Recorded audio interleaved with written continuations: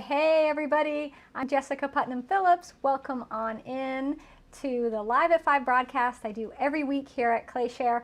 And this week is our 4th week in a row of doing a DiamondCore tool giveaway and demo.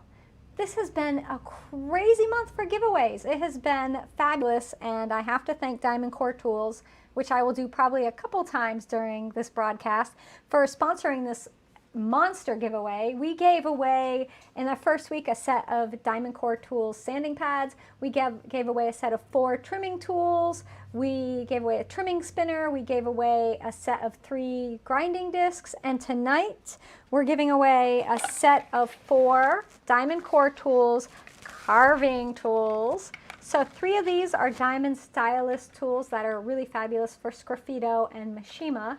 And one of them is the P12, which is one of their carving tools, which I adore. And this one is really good for Sgraffito or just regular carving as well. And then we're also including with the 4 tools, the DiamondCore Tools shrink ruler. So you get the actual shrink ruler, which is double-sided, and it has on it the listings for the most common shrink rates for clay. And then you get a regular ruler to help with those measurements. Plus, guess what? You get instructions. So if you've never used the shrink ruler before, you know what? You won't have to worry about not knowing how to use it because it has instructions. So I'm going to show you the tools, and I'm going to show you what I've made with them, what I've done with them. And then after we do the giveaway, I'm going to do some carving. I've got some pots off to the side over here that I threw. Well, one of them I threw 2 weeks ago. The other one I threw last week. And what's that one there? And that's from 2 weeks ago as well. So I'm going to sign the bottoms. I'm going to do some Sgraffito carving. I might just do some regular carving. We'll see when we get there what we have time to do during this hour together. So the 4 tools are the P12, which is a really great carving tool. And I've actually already done a demo with this not too long ago. But this is what I use to carve what you see right here, these pieces. So this is traditional Sgraffito, where you put a slip or underglaze on the pot, and then you carve through to reveal the design. And this right here is black underglaze, and then my chun blue on top. Now here is an urn I made for my uncle who passed away this past spring, which I have to now send this to my aunt. It just was finished, just came out of the kiln. So this piece right here, and I will have a class in a couple weeks on how to make your own urn. And that's why I haven't sent it down, because I had to keep it till I filmed the class. But this urn is Sgraffito. I put a slip on the entire thing, and then I carved the design and his name and everything on the piece. So you can see that. So that's Sgraffito, but you can also just carve. So this little vase right here, you can see the lines on there. I just carved that. And then the glaze fills it in. This glaze here is my Oribe, which will be available in October from Clayscapes Pottery. So that's a really nice translucent glaze if you want to use it for carving. So everybody's coming in. Hi. Hi. I know. What a good giveaway, isn't it?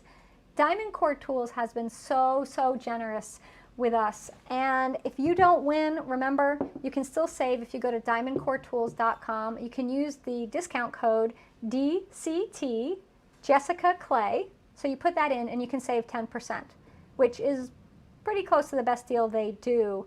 So check that out. So let me show you the tips of these. Yeah, thank you, Susan. A lot of you know that there's my mom. So my mom and my aunt live together, and this is where the urn is going. It's to Tennessee. And the urn was very difficult to make, not technically, because I've made many urns, but emotionally it was very difficult. I love my uncle very much. He was like a father to me, so losing him was really hard, and making his urn was difficult as well.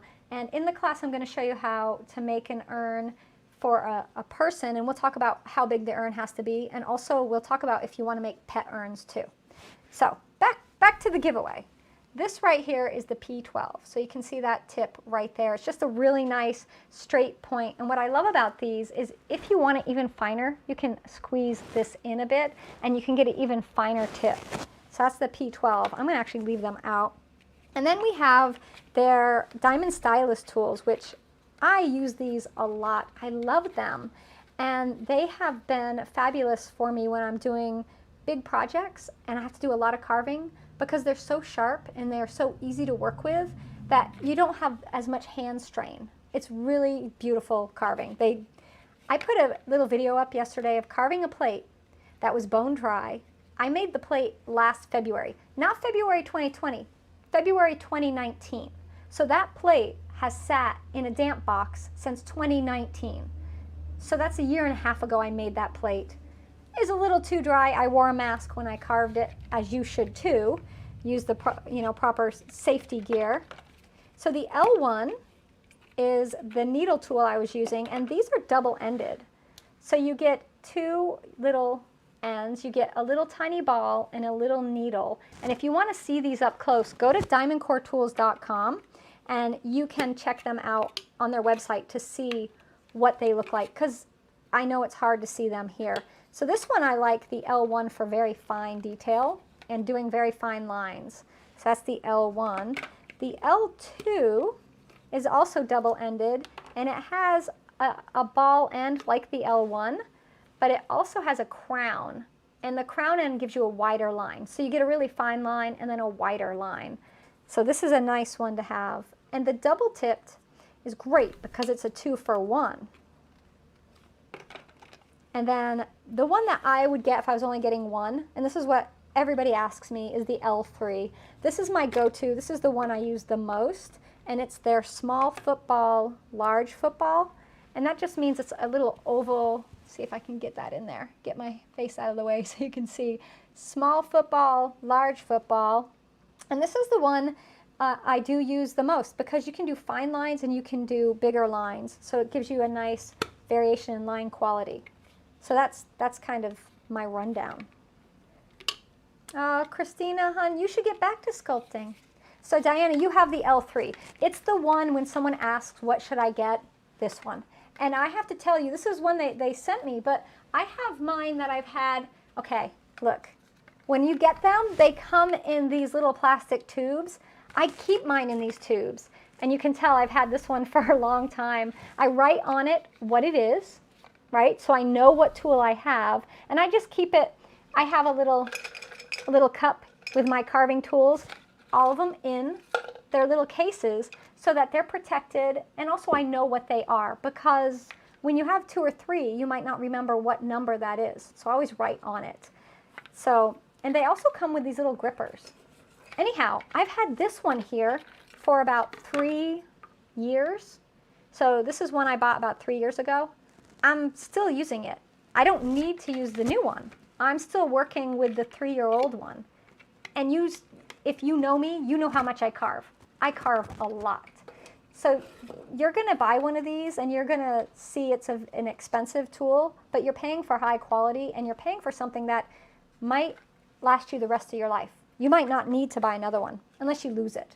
So maybe you wear it on the lanyard around your neck so that you don't lose them. Susan, you keep yours in tubes too. Yeah, it protects them, and you know what? When you keep them in tubes, you don't tend to lose them, do you? I don't. I don't lose them. I lose everything else in the studio, but I don't lose these. Go figure. All right, so let me show you what I've done. The diamond stylus tools are also really fabulous, not just for Sgraffito, but for Mishima, which is an inlay technique, where you take your piece, and I usually put wax resist on it first, and then I carve through the wax, and then I use black underglaze. You could use slip or any color that you want, and you create your lines. So the pieces you see behind me are bisque pieces. They've not been glazed yet, but you see the line work? That was all carved through wax when the piece was leather hard, and then inlaid. And I've done demos on Mishima, and I also have a class on ClayShare that shows that. But here's a cherry blossom. It still does need to have its color and then glaze added, but once it does, it will look like this. So if we look at, let's just grab another one to give you a comparison. Bisqueware, not glaze fired yet, right? And then here's the finished one, and you can see the color. You see the color on there? I don't know if the reflection's too much, but you can see it. So you can see the line work all that line work was done with the black, just like you're seeing here. And then I apply underglaze that I water down. I just pour it out into a palette, water it down, and brush it on. And then I put a clear glaze on top. My chun blue is on the inside. And then I did put mother of pearl. That's a third firing. After you do your glaze firing, you go back and you do a whole nother firing. But that's what gives this the luminosity that you're seeing for this piece here.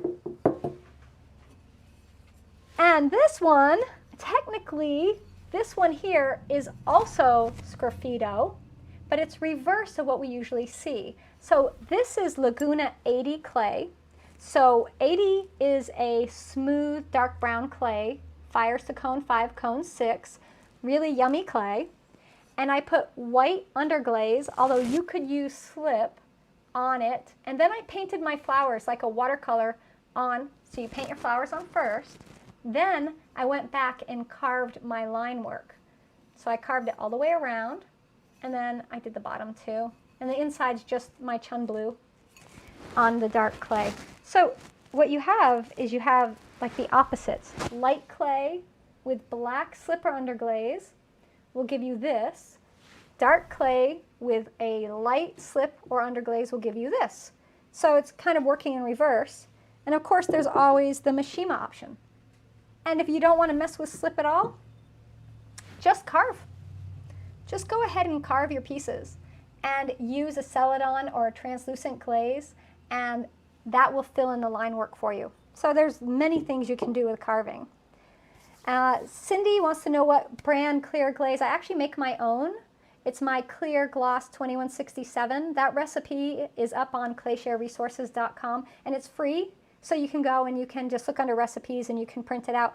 If I was going to use a commercially available clear, Amico has a really great clear glaze. Clayscapes has a crystal clear glaze. Georgie's zinc-free clear is a really good one. I love that. And just keep in mind when you're using clear glazes, if you go too thick, they can tend to be milky. So you don't want to go too thick. So it's finding the balance. All right. So I think, are we ready to give away the prize? So Marie tried the wax resist and it was so thick and uneven. What did you do wrong? So Marie, it depends on the wax resist you use for the Mishima. You need to make sure you're using a water-based wax that will dry hard but not brittle, and you don't want it to dry mushy. So if it's too thick and uneven, maybe you need to water down your wax and then apply it. I use Mr. Mark's Wax On. And it's the best one I found for this technique for me. Other people have tried other brands and that worked for them, but for me that one works the best.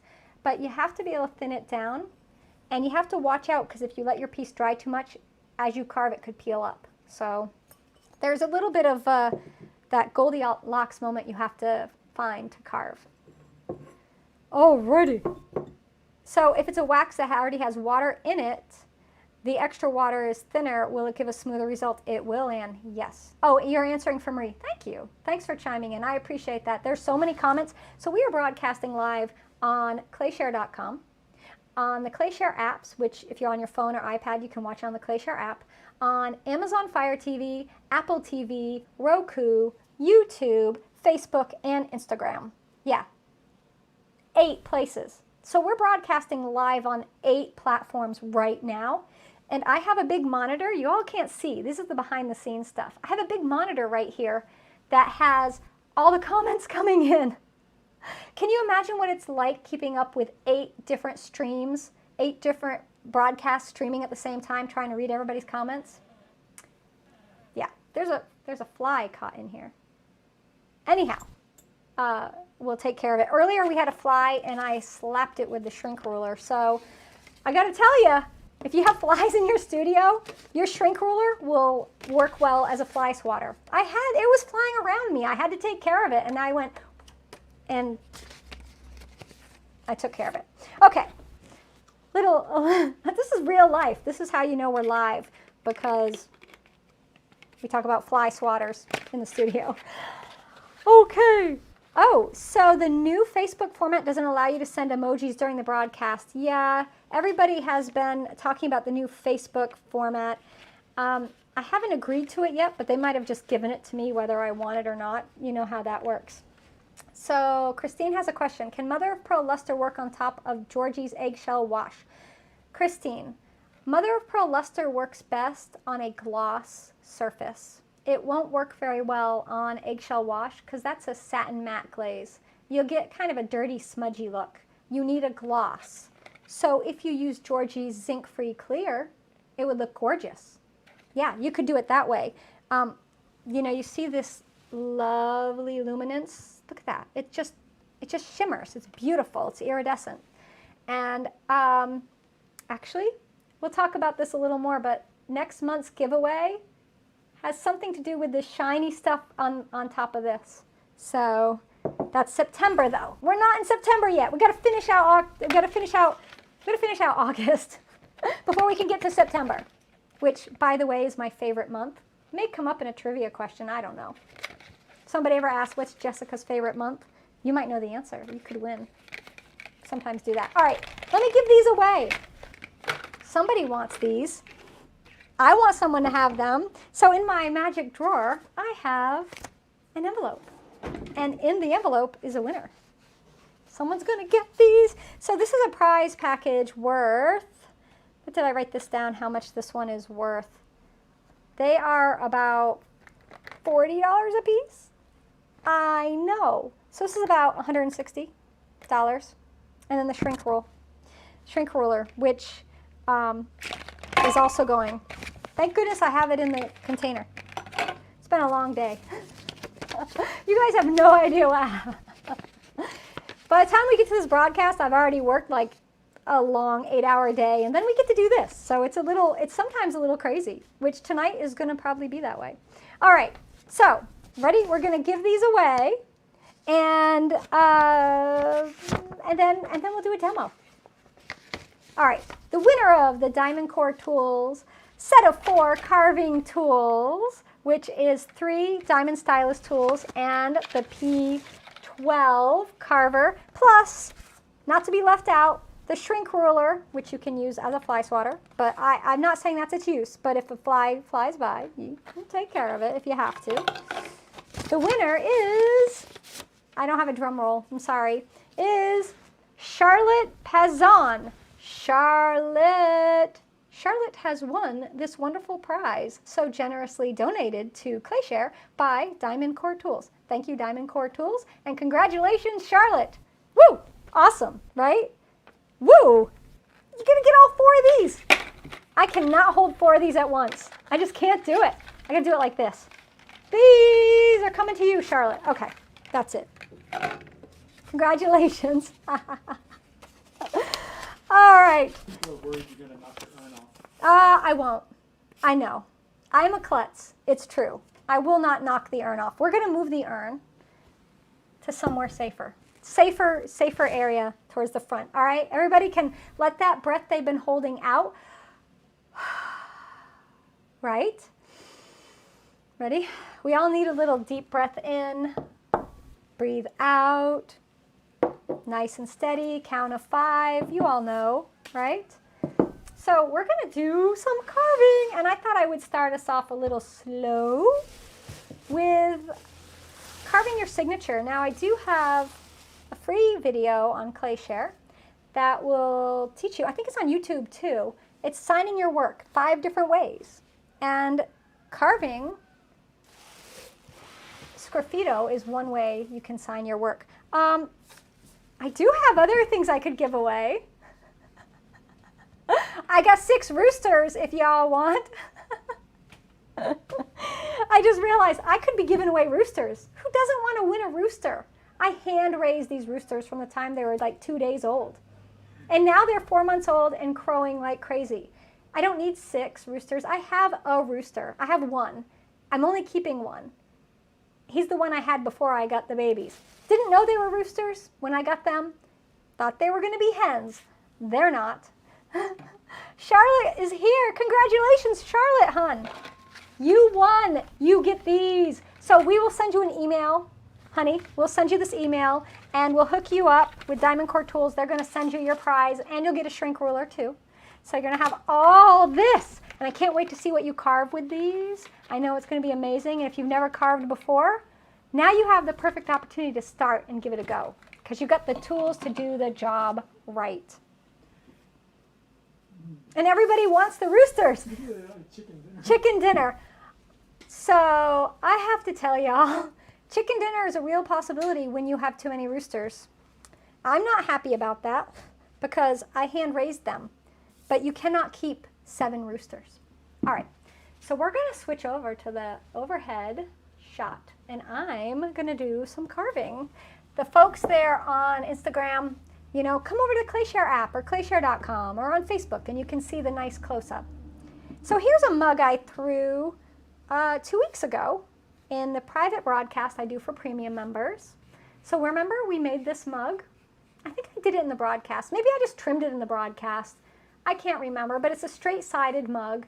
It's not really anything fancy, but it's a really nice surface to carve. It's also a really nice surface if you want to put a underglaze decal, right? It would fit nicely on this. But I'm not sure what I'm going to do with this as far as carving. I might do Sgraffito. I might do some Mishima. I'm thinking it's going to be Mishima because I'll wax it and then I'll carve it. But I'm going to sign the bottom first. And I'm going to grab, I'm not going to use the new tools. I'm going to go back to my good old trusty L3 that I've been using for years. Has a nice cushy little grip on it. And I'm just going to sign it. So what I've done here is after I trimmed the piece and it was leather hard, I applied 1 layer of black underglaze. I use Speedball. Speedball black underglaze at cone 5, cone 6 does not stick to your kiln shelves. Doesn't stick to mine, won't stick to yours. I've not tried it at higher temperatures, but I've heard from other people that it's been okay. But remember, this is Speedball. Other companies you'll have to test because it could stick. So just keep in mind. So I'm just going to sign this, and for me, it's pretty simple. I just write my name, and you can sign your work however you want. I really like to make my signature something pretty because, you know, I spent the time to make it. I want my signature on it, and I want it to look nice. So I like to sign my name, and then I usually do this little frame of leaves or some pattern around it. And these tools, you can see it's just like drawing. It's so simple to carve. Now, because this piece is leather hard, I'm not really worried about clay dust getting up in the air and being a problem. But you do want to brush off your crumbs. And I've got a bucket of water, stiff bristle brush. This is just called a chip brush, or it's just a utility brush, really inexpensive brush. And then you just brush off your crumbs into your water. And that's it. It's done. The carving's done. How easy is that? Really easy, right? And if I wanted to cover the entire thing with wax and then carve it, which is probably what I'm going to do with this, I could do that now. And that's when I would do it. So I would sign it first, just like I did, and then I would cover it with wax. And then after it's sat up, you have to wait for the wax to cure. Then you can carve it. So probably tomorrow I would be able to carve this, not tonight. So I could show you how to put the wax on, but we won't be able to carve it tonight, sadly. And then I got another mug. We don't have to sign this one because you saw me sign one. Let's actually do, maybe we'll do wax. Maybe if you guys want to see how wax goes on, I'll show you. If you want. It's up to you. No pressure. But here's a little vase that I threw about a week ago. Now keep in mind my studio is very humid and it takes a while for things to dry, a very long while. So here's the finished piece right here. And here's the one that I'm going to work on. This is Laguna Bee Mix, which is this light colored clay. It's like a cream. You can see it on the foot ring. That's the natural color of the clay. And I put black Speedball underglaze on the entire thing. And inside the rim, I would say a good 1.5 inches down, just so you don't really see where the underglaze stops. So Kathleen, what type of carving tool works best on speckled clay? So anytime you're carving a groggy clay or sandy clay, it's going to be hard to get really nice smooth lines. The best clays for carving are smooth clays like B-mix and porcelain and other smooth stonewares. Now you can still carve on a speckled buff. You could do that. I would use something like the P12 or the L3. You want a bigger end. You won't really be able to do teeny tiny fine lines. You're going to be doing bigger carving. So you have to keep that in mind when you're doing that. So normally when I carve Sgraffito, I'll use something like this P12, but I'm actually going to use the L3 because I want to show you how versatile this tool is. And it is double-ended. So you have the fine end, which is what I use for Mishima. I use the fine end for that. But when I'm going to do Sgraffito, I like to use the larger end. And so I just scoot that little gripper down to the other end. And then we'll go ahead and carve. Now, I like to actually carve on a sheet of plastic because while you're carving, you're going to have little crumbs of clay, and I don't want those to get everywhere. So I just carve on my plastic, and that way it keeps the crumbs from escaping and getting all over my work surface. Do I water down the underglaze first for this? No, Diana, I don't. Not for this technique, no. When I'm doing the Mishima, when I'm doing the color inlay, I do water it down a bit. But when I'm doing Sgraffito, I usually do one coat, sometimes two. This one has 2 coats of black speedball underglaze on the entire surface, but you could use any color. It doesn't have to be the black. I think the dark blue would be amazing. And let me just show you, here's speedballs underglazes, and you can see what they look like. So the sea blue would be beautiful, nice deep dark blue. The royal blue would be gorgeous. You know, that would work really well. But you could also go with a red or a burgundy or any color. You want a darker color if you're using light clay. If you're using dark clay, you want a light color. So you want to think about the opposite, so you have a contrast with your line work. So if carving through the black to the white below, do you still need wax? Nope. No. The wax is only for an inlay of color. So what we're doing here is Sgraffito. And I use this tool for both, is what I was saying. I have a question on what tool that is. This is the L3. It's from DiamondCore Tools. It's their Diamond Stylus tool, and it's the L3. Small football, large football. And I was saying I like this one because the small end is really good for Mishima inlay. The large end is really good for Sgraffito. And that's why I love this one.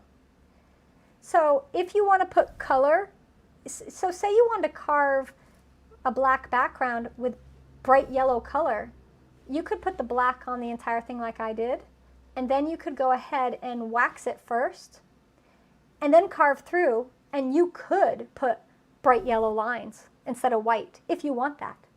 So would I recommend burnishing before starting this? I wouldn't, before I put you don't need to burnish the slip or underglaze on. What I would do though, you see how smooth the surface is? I made sure that before I applied this black underglaze that I wiped the surface down, that I didn't have any burrs or bumps or rough spots, and just to keep it nice and smooth. And Penny has a question about my 2167. Is it a dippable or is it brush on? It's formulated to be dippable, but I brush it on all the time. So I mix it up to dip it, but I will take a brush and brush it on, and I've shown that before. I think I recently just did something with it and showed how I brush on a dippable glaze. Not all dippable glazes will let you do that, but my clear, you can. All right, so we're gonna do Sgraffito, and I'm gonna do a clematis because I have a clematis vine that grows outside my studio.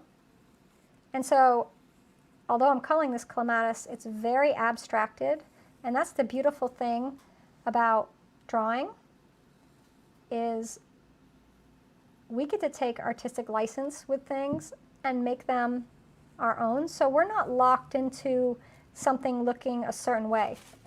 We have the opportunity to put our own style on it and change it up. Question if you can spray your clear too. Yes, you can spray my clear. And actually my spraying on glaze class will be out next week.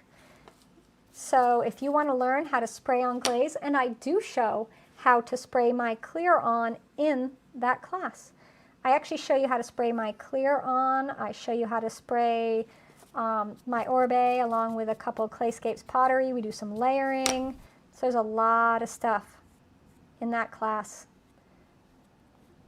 which, you know, spraying on glaze is a great way to apply your glaze if you have a little bit of glaze and a big pot, right? Because not everybody wants to have to dip it.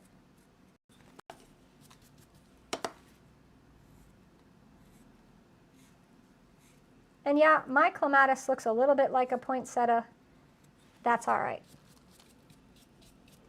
But do you see how easy it is to carve? And you can see the lines crisp. And if you've ever carved with other tools, you might notice the lines are ragged sometimes, not with these. These are always nice and sharp. So tips for you, those of you who are, yeah. So you know what? Start simple. I did a carving demo, I think 3 weeks ago, we did one, and we just did lines. We did geometric lines. Just do stripes. Another thing you can do, we could do it on this one, is you can just do leaves. And this is what I teach my beginning students. So look, you just do a leaf shape. That's simple. See how easy that is? If you can draw a V or a U. If you can write the letter U or V, you can make a leaf. Just elongate it, right? And you can carve these all along the bottom. So I like to do these. And that's exactly what I did on this one here. I carved leaves all along the bottom. And then do you see how I did almost a basket weave pattern? Those are just crisscrosses. That's it, just drawing little diagonal lines and connecting. And it looks complicated, but in fact, it's really quite simple. And it's a great place to start. I think leaves are one of the easiest things. I also have a few drawing classes on clayshare.com that are drawing for potters. No, you're not going to be an amazing drawer if you take the class, but what you learn is simple line work that you can use to carve your pottery. So the whole idea behind those drawing classes of mine is not so you go out and draw on paper, it's so you draw on pottery. And so I teach you some really simple techniques. And if you want, just ask my students. They'll tell you so many of our ClayShare members have done amazing carving and they never thought they could draw on pottery, but they can. So do you see how we just keep going around? And I just like to keep my piece free of the little crumbs. But this is a drier leather hard, but definitely not bone dry.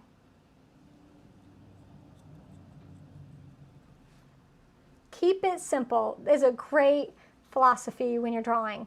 And you can make beautiful things simply done. They don't have to be complicated. Not at all. So do you see how we have right here just leaves? That's it, just going around the piece. And they're not perfect because leaves in nature are not perfect, nor should they be. They don't have to be the same size. They don't have to be even. So you look, we have this beautiful leaf wreathing around the top and it goes around the bottom. And then I'll do this. So say we want to add some more line work, just go in and I'll just do a bunch of lines.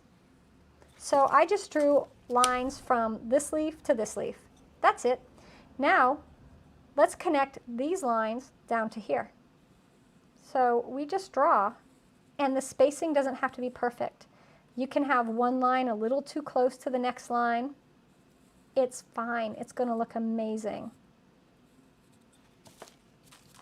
So look at that already. Very simple. You made the U or a V shape for your leaf. And then we're connecting our lines. Let's connect these lines down here.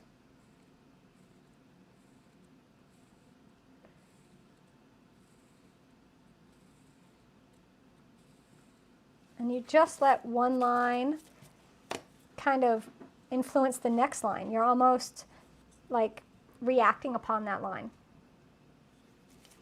You have difficulty because your hands shake. So Nancy, do smaller lines, little smaller strokes, because when you need to do a long line is when, if you have shaking, it's hard to, you can notice it more.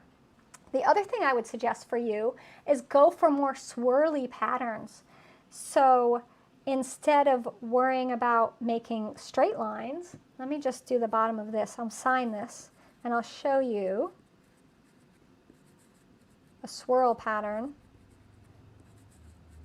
So another thing you could do is you can do a swirl like a curly Q, see? And if it has a little shake in it, it makes it look like it's intentional. So you just practice the swirlies and go around your pot like this. And you can create this really nice pattern. The other thing that I would do is definitely think about making smaller lines. So we're going to go all the way around with these swirls. But you see how it can be imperfect. And then right there is the end, and then we brush it clean. So there's the bottom done, all just with those swirls. See if the camera will, there we go. So you can see that there. So let's continue down here. But little tiny strokes I think will work best if you're having shaking. Another thing is I find when I'm carving, right now I'm working on a wooden surface, but usually I'll take a little piece of egg crate or foam, like a thin piece of foam, and put that under. And I work on that, and that allows me to brace my elbows down on my work table so that I can have a little more support. And that might be something you want to work with too if you're having shaking, because it's a lot to ask your hand, any hand, to float out in midair to draw. You really need a place to rest your hand. So let me see, Kev, you want to grab me that foam, that sponge there? We'll use the sponge. That'll work as a brace. So, you know, you could always brace your wrist on, this is just it's just a sponge, like just a craft sponge or utility sponge. And you can always brace your wrist or your arm on this, which will help so that you're not having to hold your hand out there. And the same thing with your pot. You know, I could have another one right here, and my pot could be sitting on that or up against it to help brace the pot so that I'm not having to rely on my hands holding everything up, because that's a lot of stress and strain on your hands. But you see how now I can rest my wrist here and I'm not straining my hand so much? So look around and see what you have that can help you. Supportive aids are amazing in making anything. You know, if you have tools around you that can help you, use them, because it'll make everything so much better and more enjoyable. It'll be easier on your body and you'll have more fun doing it. You see how I just kind of went with that line? Just did whatever. Yeah, Deb has the same idea that I was saying. You know, if you can rest your hand on something, it makes all the difference in the world. And you know, I can't for the life of me remember the name of what it's called when you have, when you're painting and you have that rest for your wrist. Someone out there will know and will tell me, right? But it's the same thing. You're just using one of those for clay. It's the same idea, right? You have a little rest. And even my hands, you know, it's a lot of strain for me to do this.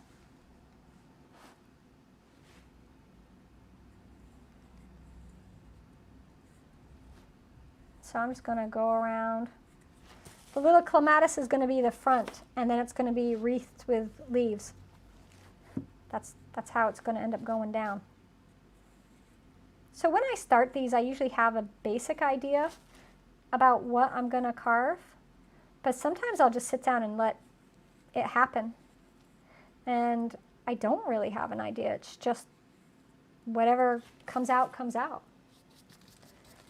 And although, I mean, I've been carving pottery, I don't know, for about 16 years now. It was, I think, the thing that really drew me to pottery because I was doing painting and printmaking. And I wanted to create a surface that I could do my lino cut prints on, but that would be dimensional, not just a flat surface. And so I love the fact that I could make a three-dimensional form, and then I could carve into that form. The downside being is you do spend a lot of time carving, and then unfortunately you only get one, unless you take that pattern and you have a texture tool made like a rolling pin, or if you carve your own stamp, then you could use that to create texture. Hand wrist rest. There's another name, Peggy. It's an older name, and it's a painterly jargon. I can't remember it.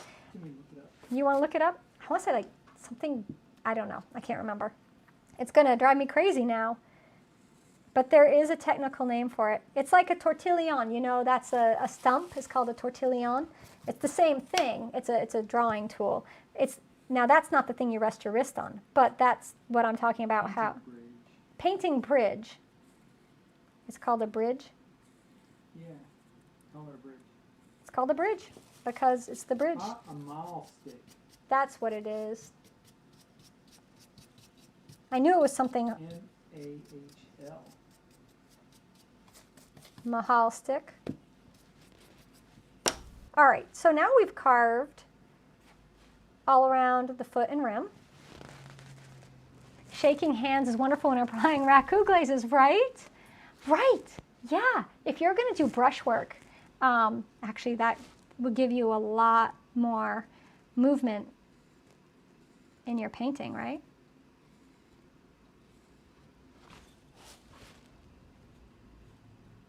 And so do you see, I'm just connecting. There's nothing fancy going on here.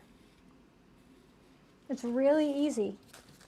But it creates this cool basket weave, and it looks complicated, right? It looks like it took a lot to figure this out, but you're seeing me do it right now, so you know it doesn't. A mahl stick. Thank you, Deb. A mahl stick, that's what it is. Kevin's trying to tell me, and I'm like, I have no idea what you're talking about.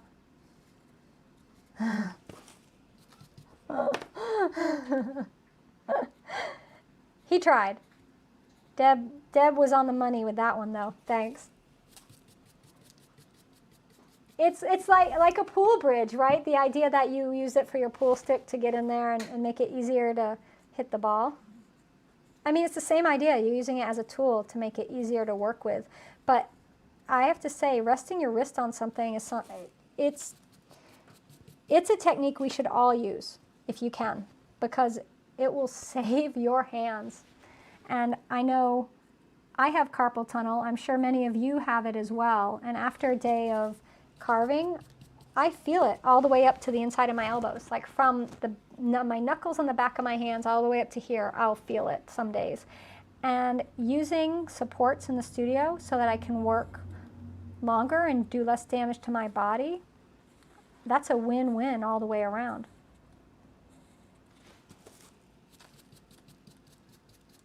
And you see how every once in a while I'm brushing the crumbs out of the way. I'm trying not to grind them into the bottom here. Hi, everyone that's coming in. So I just want to give a quick shout out because I'm noticing a bunch of people are joining the broadcast. Thanks for coming and spending some time with me tonight. So I was giving a little hint. Do you all know what next month's giveaway is going to be? I'm going to tell you all. Next month is going to be a set of overglaze enamels, also known as lusters, from Duncan. So Duncan is going to sponsor next month's giveaway, and we're going to have the mother of pearl luster. So I'll be showing you how to use luster in some demos and talking about safety most of all, and showing you examples of how you can use it. Carpal tunnel release is a breeze. Judy, message me what you got to how to do that, because I've had days where I couldn't even move my hands. So I have some braces that I'll wear sometimes because it gets so bad. But if you have a release that will work, I would love to have it. I'd love to have that info. Get the house prepared for the storm. So yes, be safe. I do want to say that I have been thinking about everybody, you know, in the path of this hurricane. You know, as someone who's lived on a barrier island down on Topsail Island in North Carolina, I know what it's like to be in the path of hurricanes, and it is terrifying. And every time I see a hurricane coming in, I pray for everyone, and I always think about your safety, and I hope you all are taking precautions and being safe. And if you're watching this, I hope you've evacuated from those areas if you live there, and please stay safe, and make sure you've checked on your neighbors, make sure they've evacuated and that they're safe too. We need to take care of everybody. So look at how we're going. Look at that. We're going to finish this. I'm going to finish this for you guys. We're going to do this. We're going to get this done.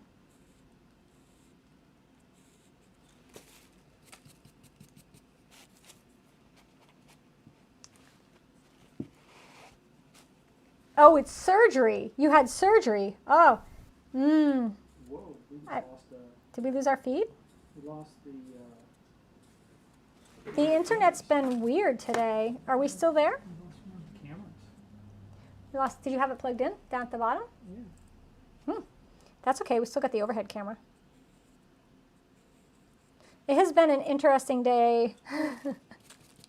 Every day is interesting. I never have a day where I'm sitting around, I'm like, today's boring. I would love a boring day, but my life just, they don't happen. Not complaining. Not at all. I love what I do. I am very blessed.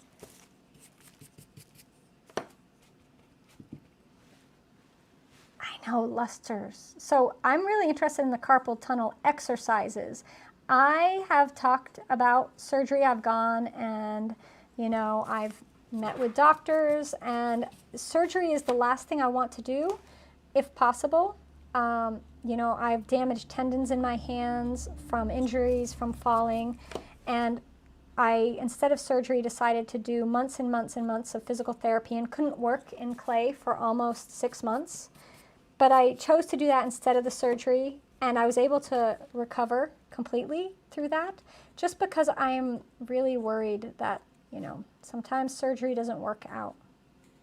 So if anyone has great suggestions for carpal tunnel exercises, like physical therapy, send me them, because I'm all in for that.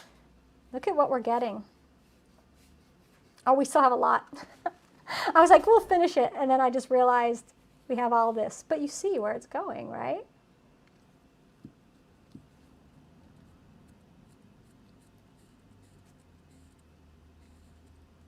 So the other thing, and I hadn't mentioned it, about the diamond stylus tools versus the carving tools, like their P series. So they have the L series, that's their stylus tools that are double-ended. And then they have their P series, which, yeah, they have a wooden end, but then they have one carving end. The thing I like about the stylus tools is you can go omnidirectional. You can go and do all these swirly whirlies that you ever want to do. With this tool here, it's very good at vertical lines and a little bit of curve, but it's not so good on the swirlies. This is the winner for the swirlies.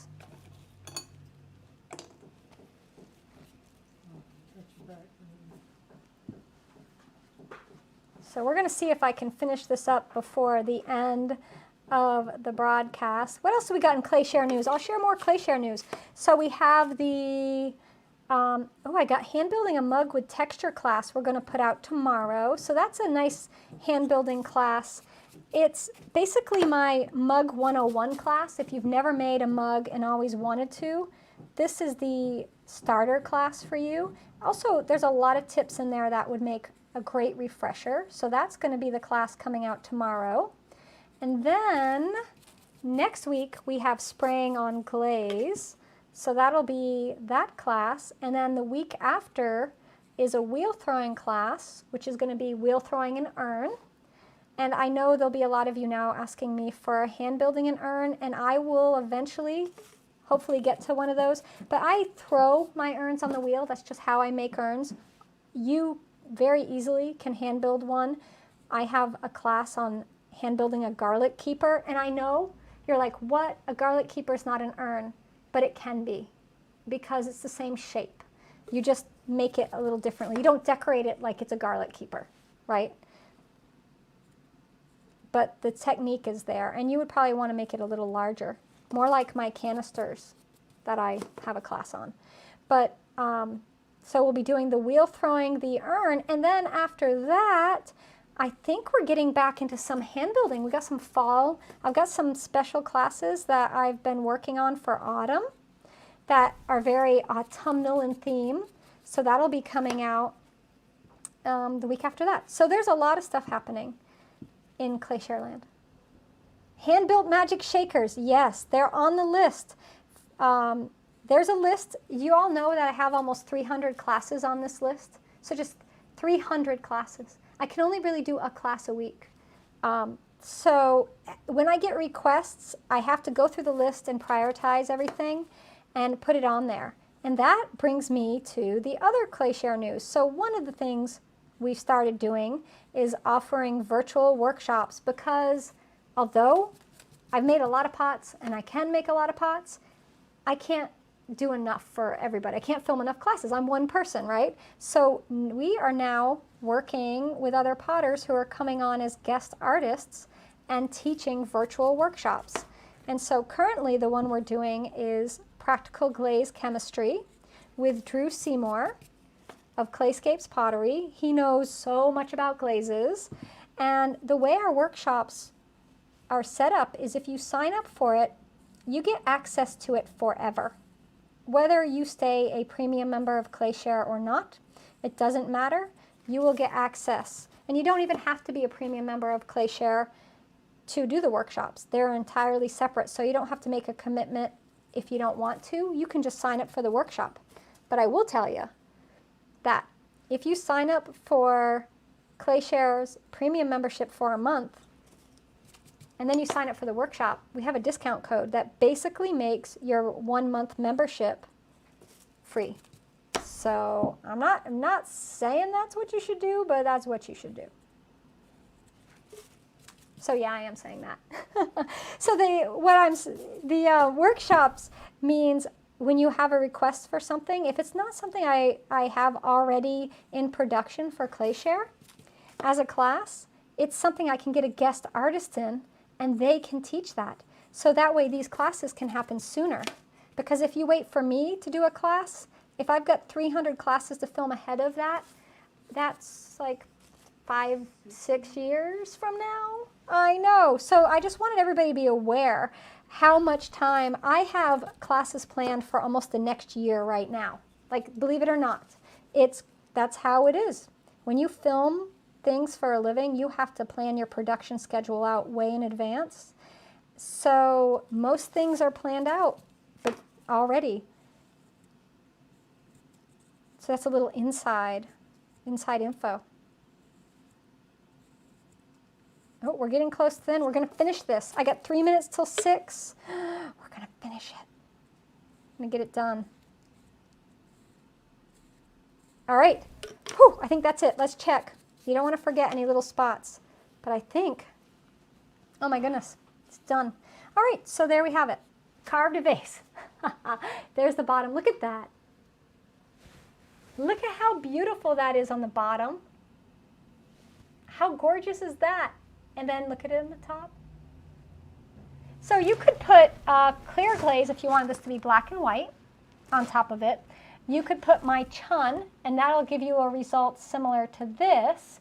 It might be harder to notice on camera, but you can really see the carving in person. It really stands out. You could go ahead and put a glaze like my grass green, the Oribe, something like this, and the black will just go darker, but the lines will be bright green. So it's a nice contrast. You could use a yellow celadon, like marigold celadon in here, and then you would have bright yellow lines with the darker black with the marigold underneath it. So could Drew do a workshop on choosing and setting up kilns? Yeah, so Drew and I talked, and he said he'd love to do more workshops for you all.